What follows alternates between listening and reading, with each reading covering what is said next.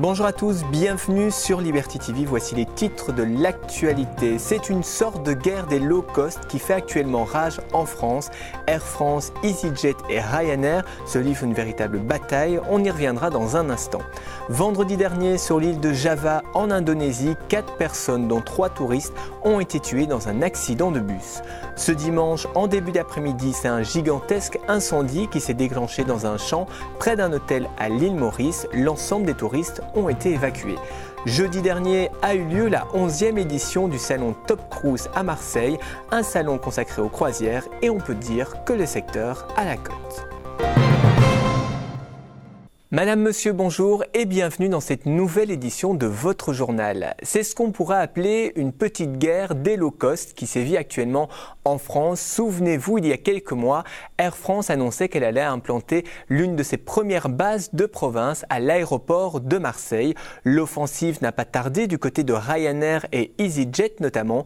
EasyJet a d'ailleurs annoncé il y a quelques jours l'ouverture de 2 nouvelles bases à Nice et à Toulouse. Cela portera à 5 le nombre de bases qu'elle possède sur le territoire français.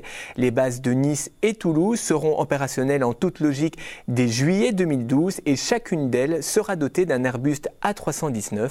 Nice et Toulouse sont 2 aéroports déjà desservis par EasyJet qui y transportent respectivement 1,4 et 2,4 millions de passagers par an. La compagnie vise un trafic supplémentaire de 500 000 passagers par an.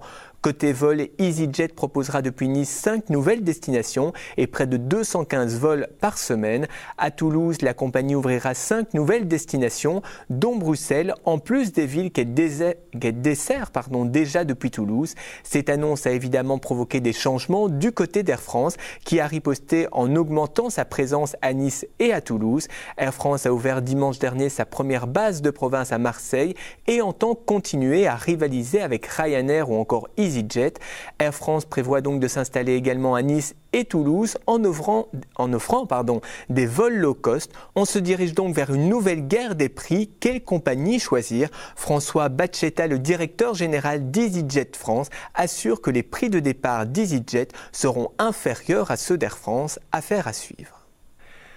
Vendredi dernier, sur l'île de Java, en Indonésie, 4 personnes, dont 3 touristes, ont été tuées dans un accident de bus. Parmi ces victimes, on dénombre un Belge qui a été blessé et ensuite transporté à l'hôpital. Le bus transportait 14 personnes et s'est renversé avant de heurter un rocher sur le bord de la route.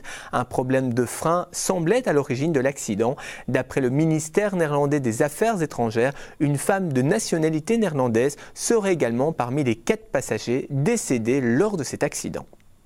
Ce dimanche, en début d'après-midi, un gigantesque incendie s'est déclenché dans un champ de canne à sucre, non loin de l'hôtel de Grand Mauritian Resort and Spa dans le nord de l'île Maurice.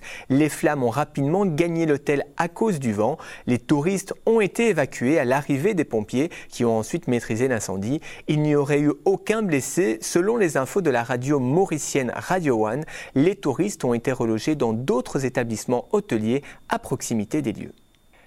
Le 10 novembre prochain sortira un guide original puisque son auteur a parcouru pendant près de 5 années l'Europe entière à la recherche d'hébergements qui offrent des expériences uniques ou originales aux touristes. Dans ce guide intitulé Hôtel Insolite Europe, Steven Dobson, l'auteur, vous fait découvrir plus de 200 hôtels originaux dans près de 20 pays. Le guide est illustré par 250 photos qui permettront aux lecteurs de découvrir ces lieux insolites.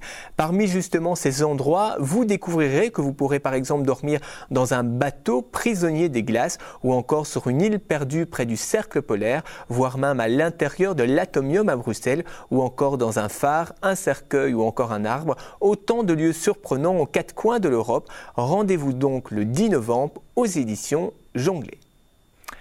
Jeudi dernier a eu lieu la 11e édition du salon Top Cruise à Marseille, un salon dédié aux croisières et on peut dire que le secteur a la cote, plus de 800 000 croisiéristes en France en 2011 et près d'1 million attendus en 2012, un secteur qui représente plus de 295 départs depuis Marseille pour 36 compagnies différentes. Pour Georges Azous, le PDG de Costa Croisière, il faut maintenant développer le produit croisière et faire de Marseille un hub de la croisière en Europe, tout comme l'est Marseille-Barcelone. Et pour y arriver, il se tourne vers le développement de l'aéroport Marseille-Provence et une connexion de celui-ci avec la gare TGV. Le marché des croisières en France occupe pour l'instant la 5e place sur le classement européen des acteurs de la croisière. L'Allemagne et la Grande-Bretagne dépassent pour le moment la France. L'objectif français est le million de passagers pour 2013 et pour cela, Marseille a un atout de poids pour y arriver puisqu'il est le seul port capable d'accueillir 10 navires en même temps. C'est ici que se termine votre journal du tourisme. Je vous rappelle notre site internet le www.libertytv.com/tv, un site web sur lequel vous retrouvez toute l'actualité touristique 24 heures sur 24, 7 jours sur 7, ainsi que ce journal du tourisme en vidéo que vous pouvez visionner non-stop. Merci pour votre fidélité et de nous avoir suivis. On se retrouve demain, même heure, même chaîne. Dans l'immédiat, on part vers la Nouvelle-Zélande. Belle évasion sur Liberty TV.